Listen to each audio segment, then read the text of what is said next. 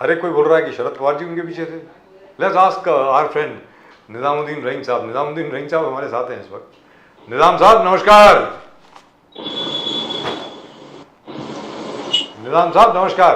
नमस्कार सर। हाँ कैसे हैं सर, कैसे हैं निजाम साहब? आवाज नहीं आ रही है। There is no voice. Can we correct that please gentleman? करिए करिए करिए। Right. No, this is, no, we want to know. We want the Congress to do well. We want the Congress to put up a big fight. 53 से 272 हम भी चाहते हैं कि Congress Sir, even if they go up to 75, it will be great. Very frankly, even if they are able to retain 55 or 60, it will be fantastic. I don't expect the Congress to retain even 50 seats that they've got. If they are able to go up to 75 or 100, it will be a miracle, very frankly speaking. Considering the state of the Congress organization, especially in the Hindi belt. क्योंकि देखिए साहब, the only place where they can do well, where they didn't do well last time, is in Karnataka and in Maharashtra, in those states में. और उसके अलावा तेलंगाना में अच्छा करेंगे, केरल में करेंगे, तमिलनाडु में जो उनकी पुरानी सीटें आई थी वही आएंगी. हिंदी बेल्ट में क्या होगा साहब? The most important thing is Pradeep ji के हिंदी बेल्ट का जहां तक सवाल है, जब तक कांग्रेस मिनिमम से मिनिमम उत्तर प्रदेश में 10 के 12 सीट नहीं लेकर के आती, मध्य प्रदेश में 15 या 20 सीटें नहीं लेकर के आती, राजस्थान में 5 या 10 सीटें नहीं लेकर के आती. पिछली बार अगर आपको याद होगा, राजस्थान में 100% बीजेपी जीत के आई थी. 100%. No, most of these places that you're talking about. Sir Madhya Pradesh में 250 सीट्स के 1-to-1 टक्कर जो थे कांग्रेस के, they have managed to win only less than 5% of the seats. That's right. मध्य प्रदेश में प्रदीप जी सिर्फ एक सीट में हारे थे बीजेपी, सिर्फ ओनली 1 सीट. मेरा ये कहना है कि यहाँ पर अगर वो कांग्रेस जो है 5-5, 10-10 सीटें भी लेकर के आ जाती है इन सब स्टेट्स में, तो बीजेपी के लिए बहुत बड़ी मुश्किल हो जाएगी. अगर कांग्रेस 100 सीट का भी आंकड़ा पार कर देती है या 100 सीट के आसपास हो जाती है, that means at least 50 to 60 seats less for the BJP. 303 से अगर आप खुद 50 सीटें या 60 सीटें माइनस कर लीजिए बीजेपी की, तो आप खुद सोच लीजिए कहां पर खड़ी है बीजेपी. सर राहुल गांधी जी के जो Bharat Jodo Nyay Yatra is actually going through that particular segment where the challenge is there.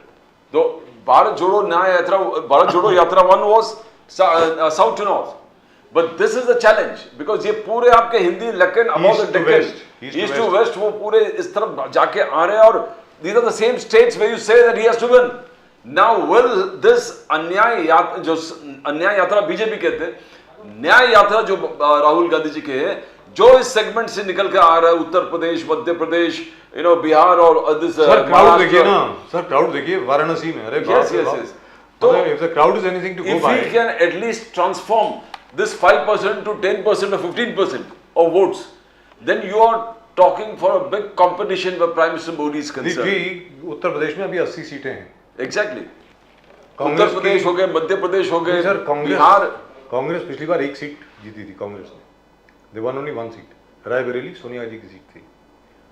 मेरा ये कहना है कि उन उत्तर प्रदेश में अगर कांग्रेस 10 सीट भी लेकर के आ जाती है ना, so which means BJP loses those many seats. Exactly. And it will be very difficult for the BJP to make up elsewhere. क्योंकि where else will they make up? The bastion of the BJP is Uttar Pradesh.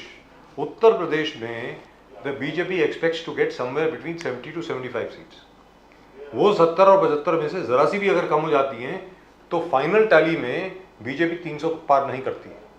They'll have to look for new alliances. They'll have to look for new alliances. Sir मैं ये कह रहा हूँ that is theoretically speaking. Practically of course in all likelihood BJP will win.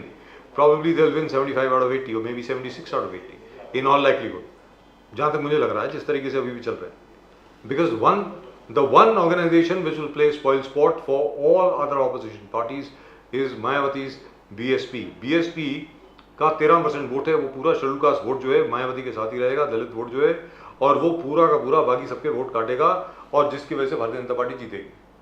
अब BJP Uttar Pradesh में अखिलेश यादव का जो बोलते थे कि पूरा बैकवर्ड वोट्स है, उनको डेसिमेट करके सिर्फ यादव 9% वोट उनको प्रोजेक्ट कर दिया कि Akhilesh has got only 9%. Sir actually it is 7%, it is not even 9%. जो यादव वोट है, सिर्फ यादव वोट उनके पास है और कुछ नहीं. इनफैक्ट आई वुड से जो 17 सीटें इन्होंने कांग्रेस को दी हैं, rightfully speaking Congress should have got at least 30 और 40 सीट्स इन उत्तर प्रदेश। मेरी समझ में, इफ दे नेगोशिएटेड बेटर, अगर ये 6 महीने 7 महीने पहले अगर नेगोशिएशन शुरू हो जाती तो। At the moment with us, I think Nizam Sahab is back with us. Nizam Sahab, अभी आपको आवाज आ रही है? हाँ अभी आई। जी निजाम साहब, तो राहुल गांधी जी के रैली में वाराणसी में, बनारस में, अरे भाई हम तो शॉक हो गए, आश्चर्यचकित हो गए हम तो। क्या क्राउड है, can we have that footage on please? वो जरा फुटेज दिखाइए प्लीज। अरे बाप रे बाप, मतलब ये चमत्कार कैसे हो गया? निजाम साहब ये बताएं। राहुल गांधी को देखने के लिए लोग टूट के पड़ रहे हैं एक दूसरे के ऊपर, बिल्कुल ऐसा लग रहा है कोई बहुत बड़ा फिल्म स्टार आ गया है। निजाम साहब, सर पूरे देश में एक बदलाव की लहर चल रही है। राहुल गांधी को देखने के लिए लाखों की तादाद में लोग रोड पर उतर रहे हैं, और ऐसे लोग आ रहे हैं जो हमने एक्सपेक्ट नहीं किया था। ग्रामीण भाग से जिस तरह से लोग आ रहे हैं सड़कों पर, जिस तरह से अर्बन के लोग आ रहे हैं, ये कभी उम्मीद नहीं थी। निजाम साहब आपको दिख रही है फुटेज? दिख रही है आपको? भी ज्यादा रिस्पांस उनको इस सेकंड रैली में मिल रही है। Can we have the footage on please? You don't need to show me when I'm talking. देश का भविष्य जो है वो राहुल जी के हाथ में ही है। ये निजाम साहब आपको फुटेज दिख रही है? दिख रही है आपको? क्राउड दिख रहा है ना? जी दिख रही है भी। जी, अमेजिंग, एब्सोल्युटली अमेजिंग। तो निजाम साहब ये कैसे हो गया, ये बताएं जरा, इसके बारे में जरा आप बताएं प्लीज।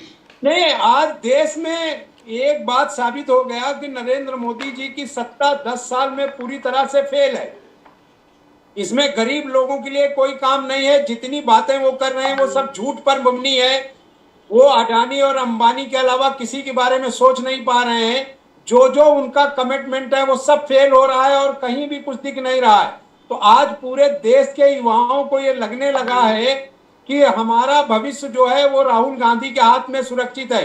अभी आपने देखा होगा उत्तर प्रदेश में पुलिस भर्ती का मामला, जितने पर्चे लीक हो रहे हैं, किसी को नौकरियों की कोई गारंटी नहीं है।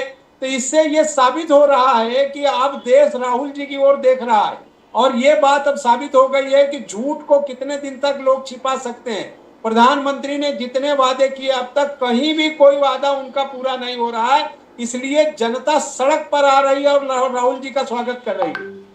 निजामुद्दीन जी, जहां राहुल गांधी ये कह रहा है कि अनएम्प्लॉयमेंट, पेपर लीक और बेरोजगारी जिस प्रकार से टोटली यूपी में प्रचलित है, जहां जहां देखे, बोले वाराणसी गए थे तो वहां हजारों के संख्या में लोग, जो बच्चे हैं हमारे, दारू पीकर नशे में वहां पर गिरे पड़े हुए, और यही विकसित जो बोल रहे उत्तर प्रदेश विकसित हो गए थे। और ये शोकेस प्रोजेक्ट है बीजेपी का उत्तर प्रदेश, जहां उनको कहना पहले रामपुरी और खट्टा बनते थे, आज ब्रह्मोस मिसाइल बन रहे हैं, डिफेंस इक्विपमेंट बन रहा है, अलग अलग मिसाइल तरीके से लेटेस्ट टेक्नोलॉजी डिफेंस एक्सपोर्ट्स के लिए उत्तर प्रदेश में बन रहा है। जैसे वो मोदी जी का कहना, योगी आदित्यनाथ जी का कहना है। तो ये राहुल गांधी ने वस्तु स्थिति वहां पर दिखाया।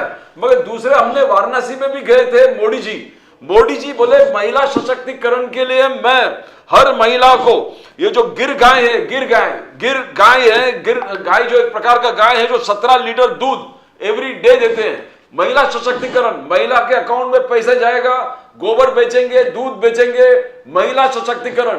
तो ये डेवलपमेंट मॉडल भी है, मगर राहुल गांधी जी ने वो दिखाया। तो लोग विश्वास किस पे करे? निजामुद्दीन, अभी आपने कहा कि अब गाय और गोबर पर आ गए हैं, यानी टेक्नोलॉजी अब फेल हो गई, अब गाय और गोबर पर आ गए योगी जी। उनसे बड़ा झूठा कोई आदमी नहीं है। आज जिस तरह की चीजें जनता देखना चाहती है वो कोई दिख नहीं रही है। भाषण करना, बहुत ही सुंदर शब्दों में डायलॉग देना अब इन लोगों के हाथ में है। करोड़ों बच्चों का भविष्य तबाह हो रहा है। 40 लाख से ज्यादा लोग उस परीक्षा में बैठे थे जिसमें पर्चा लीक हो गया, और हर बार लीक हो रहा है। खाली उत्तर प्रदेश में नहीं, ये जहां जहां इस तरह की चीजें हो रही हैं वहां पर्चे लीक हो रहे हैं। तो इससे ये साफ जाहिर हो गया है कि इनके पास कोई स्कीम नहीं है, कोई सुरक्षा की गारंटी नहीं है, लोगों को देने के लिए आगे कुछ नहीं है। इसलिए नौजवानों को अब ये लगने लगा है कि हमको बर्बाद करने के कगार पर लेके आके खड़ा कर दिया है। जो माँ बाप पढ़ाई के लिए कितने मुश्किल से पैसा जमा करके बच्चों की फीस भर के उनको पढ़ाते हैं, इसी उम्मीद के लिए कि उन्हें नौकरियां मिलेंगी, इस उम्मीद के लिए कि जब वो परीक्षा में बैठेगा तो उसे उसका फायदा होगा। वो परीक्षा में बैठता है और पेपर लीक हो जाता है और चारों तरफ पेपर फ्री में बढ़ता है। तो इससे दूसरी बातें करना, अब जो टेक्नोलॉजी की बात कर रहे थे कि मिसाइल बनाएंगे, अब वो इस पर आ गए हैं कि गाय और गोबर पे ही फिर आ गए वापस। तो अभी उनको आप पूछिए कि क्या अब उनके यहाँ गाय के बजाय बैल भी दूध देगा क्या? क्योंकि हो सकता है मोदी जी इसमें भी माहिर हो या योगी जी इसमें माहिर हो, इस तरह की भी चीजें ला सकते हो। लेकिन तो निजाम कम से कम साहब, जनता अब समझ गई है जी। कि झूठ बोलकर कितना दिन निकाल सकते हैं। निजाम साहब, 5 साल आपने नेहरू के नाम पर निकाला, 5 साल जो है आप कांग्रेस के नाम पर निकाल दिया। आपने खुद क्या किया वो देश को बताने को तैयार नहीं। आप हिंदुत्व के नाम पर दूसरी बातें करते हो। आज देश की जनता इस भ्रमित में नहीं रहेगी, अब बाहर आ गई है, और इसीलिए आज राहुल जी की रैली में लाखों की तादाद में लोग आ रहे हैं। जी, वो तो और देख रहे अभी हैं। भी जो दुष्प्रचार वो तो हम लोग देख रहे हैं दुष्प्रचार कर रहे हैं कि जी। इंडिया गठबंधन में दरार है, झगड़े है, कोई झगड़ा नहीं है, कोई दरार नहीं है। बेहतरीन तरीके से सीटों का बंटवारा हो रहा है और शानदार चुनाव 2024 में लेकिन होगा। निजाम साहब, पूरे तौर पे बीजेपी साफ होगी। निजामुद्दीन रहीम साहब, ये बताएं, जब तक आप उत्तर प्रदेश में भारतीय जनता पार्टी के किले में सींग नहीं बिछाएंगे, तब तक कांग्रेस का फायदा नहीं होने वाला। पिछली मर्तबा आपको सिर्फ 1 सीट मिली थी उत्तर प्रदेश में। इस बार जब तक आप बहन मायावती जी को अपने साथ नहीं लाएंगे, तब तक बीजेपी का तो रास्ता साफ है, क्योंकि पूरा वोट डिवाइड होगा। भले ही समाजवादी पार्टी आपके साथ आ गई हो, क्या उसमें कोई प्रयत्न हो रहा है, कोई बातचीत हो रही है क्या? इस बार जो है वोटों का बंटवारा नहीं होगा। बड़े पैमाने पर लोग इंडिया गठबंधन को वोट करेंगे। आप यूपी में भी देखना, दूसरे राज्यों में भी देखना, अभी तक जो चीजें दिखाई जा रही है वो धोखा देने वाली बातें हैं। काम की कोई चीज अभी तक आपने देखा नहीं कि ठोस कोई प्लानिंग लाए हो।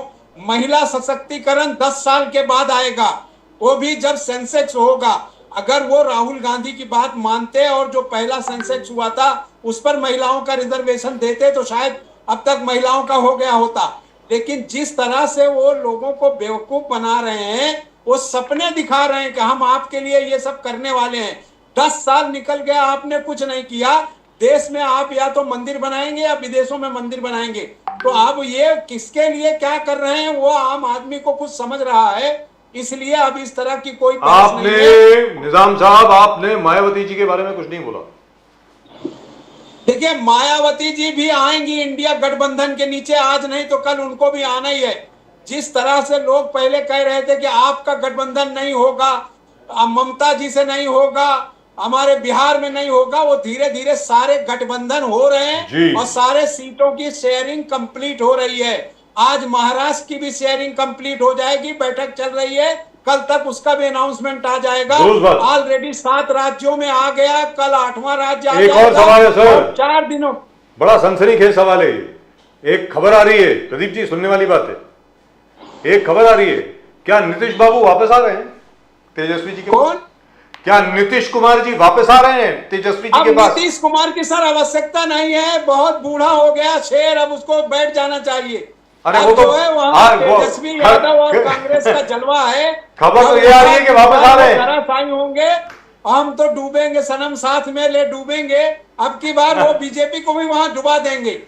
लेकिन खबर तो आ रही है चले जाना ठीक हो गया और वहां जो है एक नई ऊर्जा तैयार हुई है तेजस्वी यादव के नेतृत्व में। आपने देखा कि तेजस्वी की भी एक यात्रा निकल रही है, उसमें भी लाखों लोग पहुंच रहे हैं। इससे लगा कि बिहार में भी बड़े पैमाने पर बदलाव आएगा।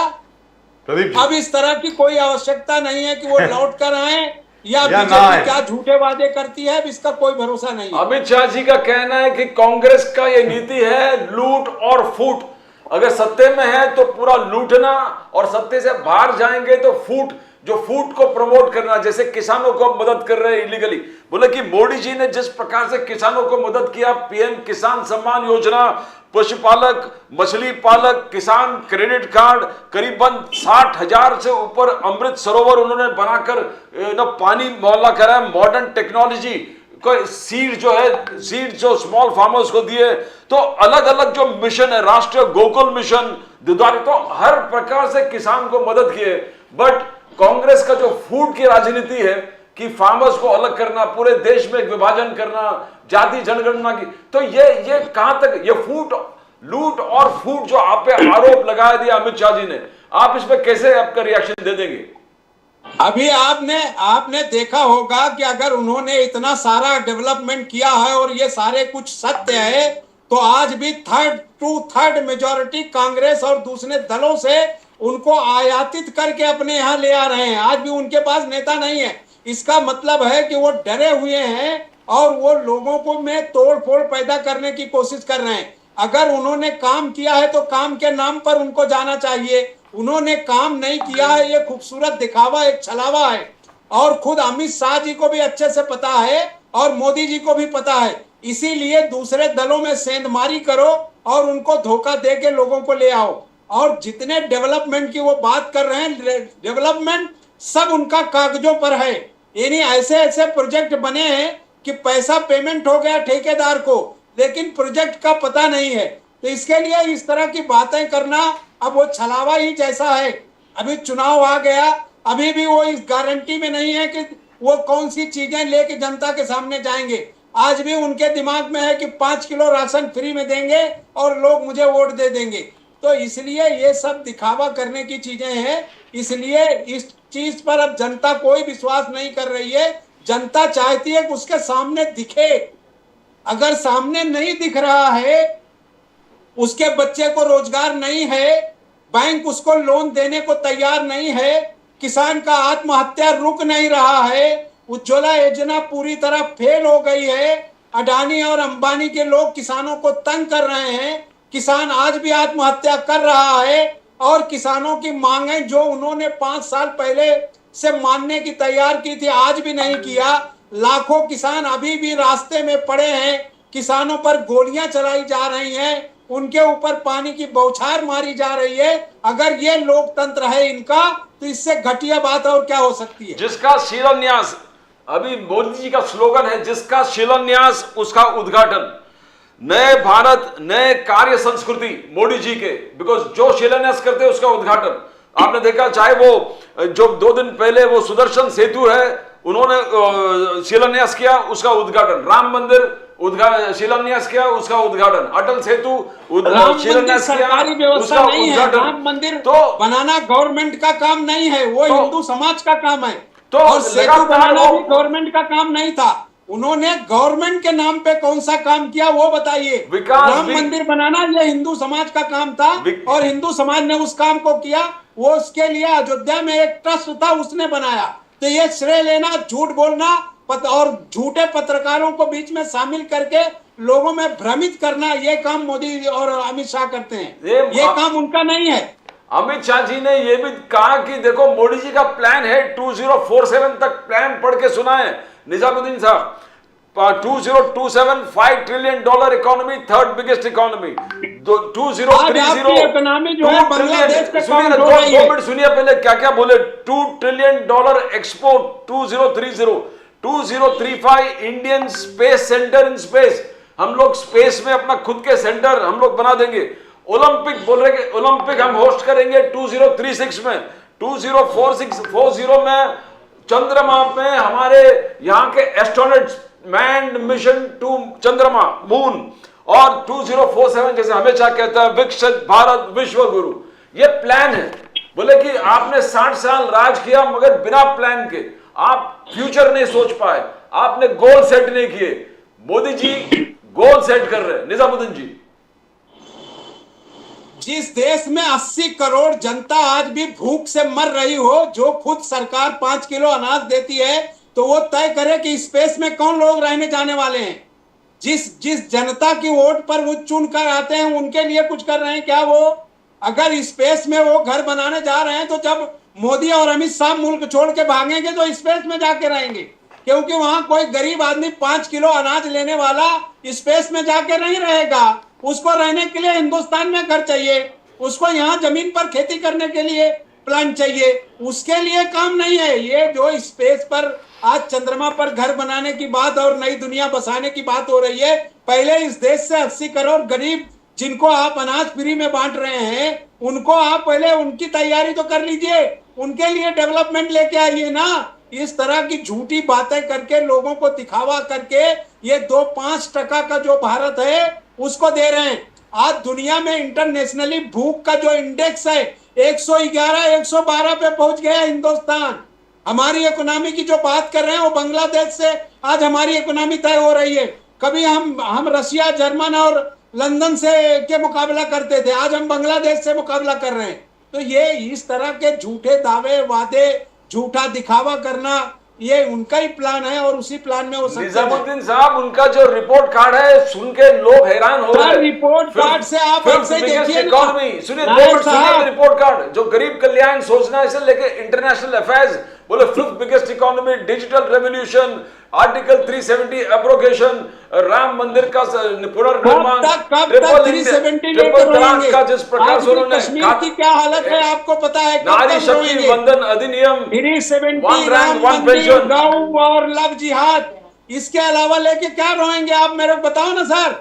पिछले 10 साल में लव जिहाद, गौ हत्या और उसके अलावा 370 तलाक यही लेके घूम रहे हैं ना। इसके अलावा भी मोदी जी के पास कोई काम है क्या?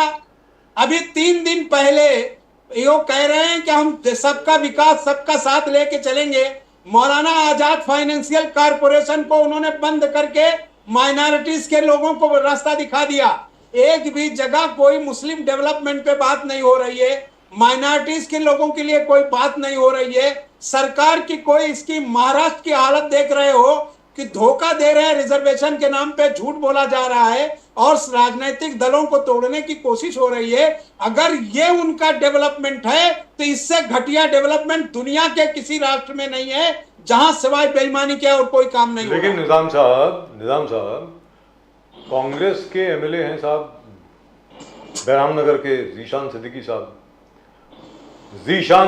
साहब, उन्होंने कहा है सर, जिशान सिद्दीकी मोहरा है, जिशान सिद्दीकी आरएसएस का मोहरा है। उसको प्लान करके जिस तरह से आप उनके मुंह में शब्द डालेंगे वो बोलने वाला है। जिसके खानदान को कांग्रेस ने जमीन से उठाकर आसमान पर बिठाया, अगर वो कांग्रेस पर सवाल करता है तो आप सोचिए कि उसके पीछे की चाबी कौन भर रहा है। मैं जिशान सिद्दीकी से हमारी नाराजगी नहीं, बाबा सिद्दीकी से भी नाराजगी नहीं है। वो अगर किसी बात से उनको कष्ट था तो वो राजनीतिक चर्चा करते। उन्होंने कहा कि भाई प्रिया दत्त चुनाव नहीं लड़ रही हैं, मैं चुनाव नहीं लड़ूंगा। अब वो ये कह रहे हैं, अरे भाई वो राजनीतिक विषय नहीं है जो वो बहस कर रहे हैं। ये इनके पीछे कौन खेल रहा है वो आपको खुद समझता है सर, कि आप देखिए कि कौन कहलवा रहा है। तो लेकिन निजाम साहब, उन्होंने ये आरोप लगाया है कि कांग्रेस के बड़े लीडर्स ने उनको कहा कि भाई यूथ कांग्रेस में इतने मुसलमानों को मत लीजिए, ऐसा जीशान साहब का कहना है।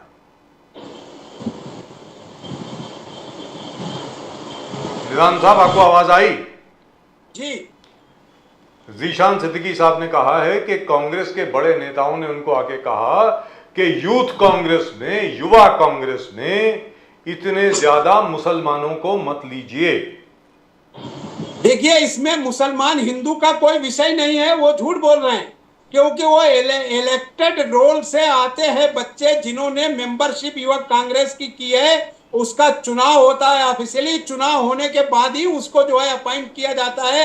उसमें किसी को नॉमिनेट नहीं करना है कि आप ज्यादा मुसलमान को करेंगे या कम हिंदू को करेंगे या ज्यादा हिंदू को करेंगे। जो बच्चा डिस्ट्रिक्ट प्रेसिडेंट का चुनाव लड़ा है, अगर वो जीत कर आता है तो आपको उसको अपॉइंट करना पड़ेगा। अगर इनके साथ भी तो यही हुआ, ये कह रहे हैं कि हमको लेट अपॉइंट किया, लेकिन अपॉइंट तो इनको ही किया ना जी। अगर ये बिल्कुल गलत बात है। चुनावी प्रोसेस के अंदर कौन चुनकर आता है, उसके अंदर जो इलेक्शन पार्टी का इंटरनल इलेक्शन था युवक कांग्रेस का, उस इलेक्शन के लिए बाकायदे इलेक्टोरल रोल बनता है और वो बच्चा वोट डालने जाता है। जब वो वोट डाल लेता है उसके बाद काउंटिंग होती है और जो जीतेगा उसको बनाते हैं। तो ये झूठी बात करना कि मुसलमानों को मत बनाना, अगर मुसलमानों को नहीं बनाना तो इन्होंने कैसे बनाया? साउथ बॉम्बे का डिस्ट्रिक्ट प्रेसिडेंट मुस्लिम, इसके बाद जहां से ये आते हैं वहां का बच्चा जो है मुस्लिम। तो ये इस तरह की बातें करना झूठी बात है। इनको इंटरनल आके चेक करना चाहिए और ये कहना चाहिए कि भाई वो खुद नहीं काम करना चाहते, वो किसी का फोन नहीं उठाते, जब आप किसी का फोन नहीं उठाएंगे, किसी से बात नहीं करेंगे, तो आपके सवाल का हल कौन देगा? तो जी ये बात करना ठीक नहीं है।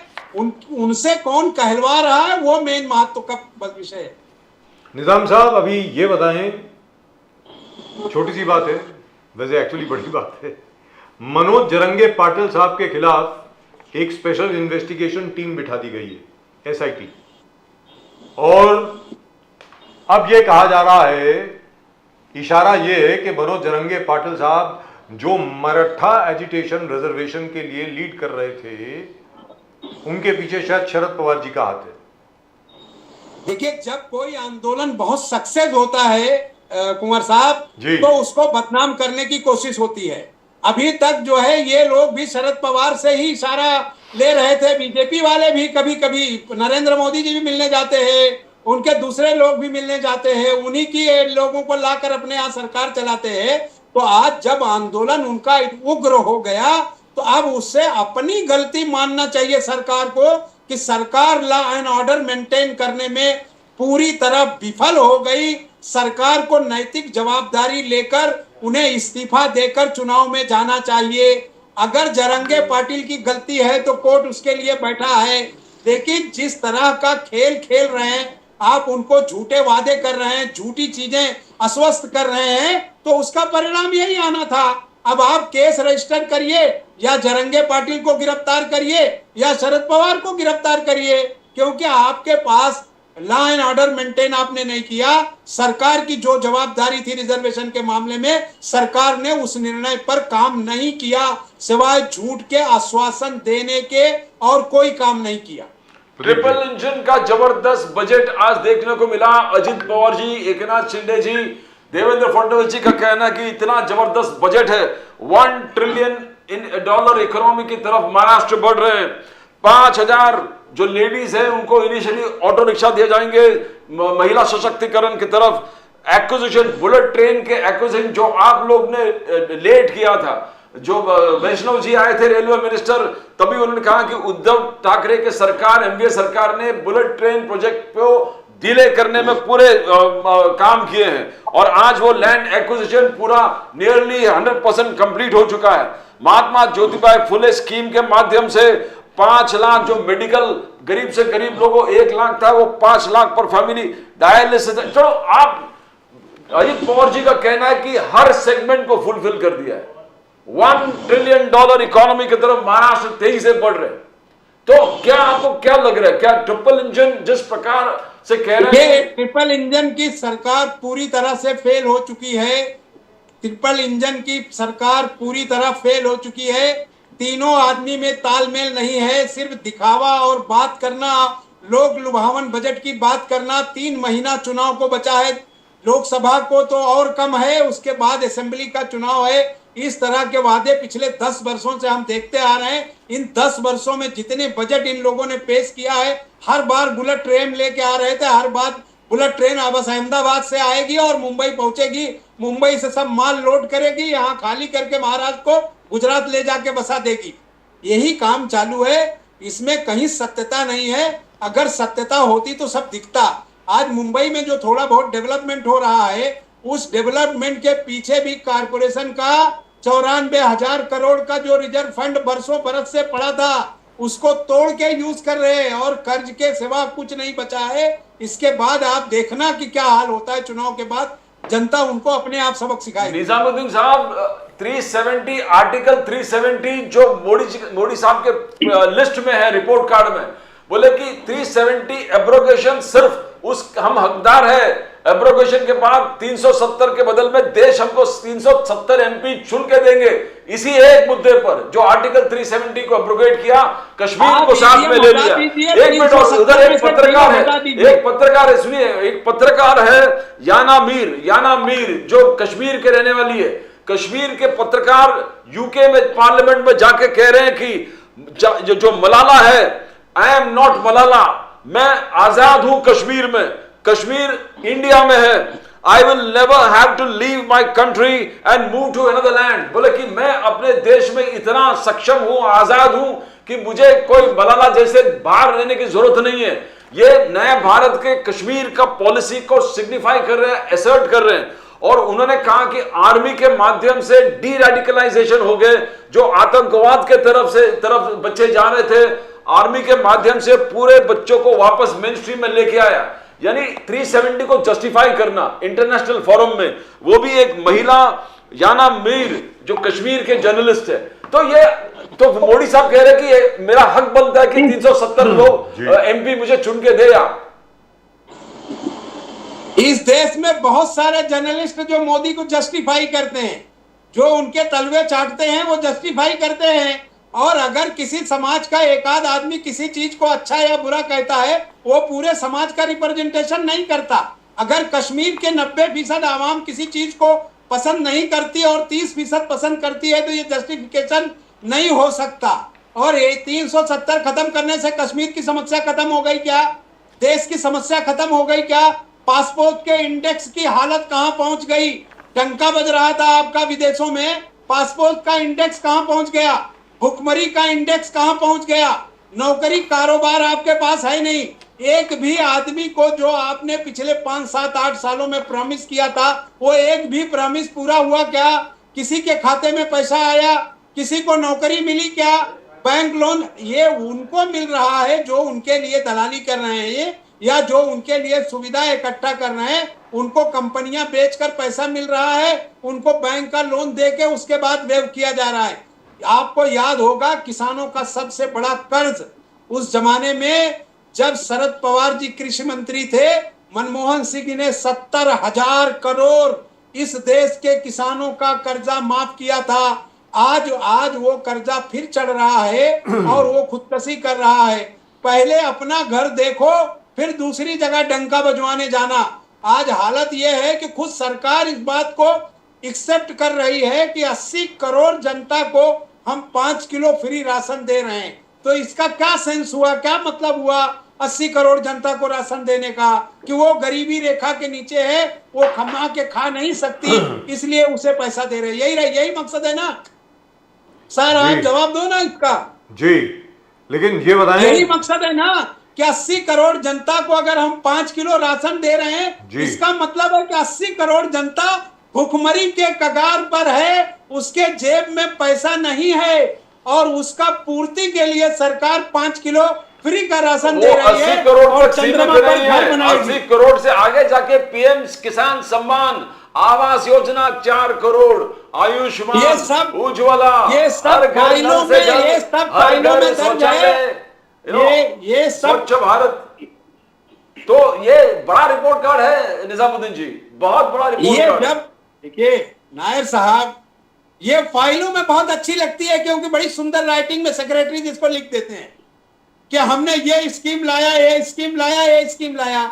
धरातल पर तो वो यही कह रहे हैं ना कि देश भुखमरी के कगार पर है और 80 करोड़ जनता को मैं राशन दे रहा हूं और फ्री में 5 साल दूंगा जिससे वो खाता रहे।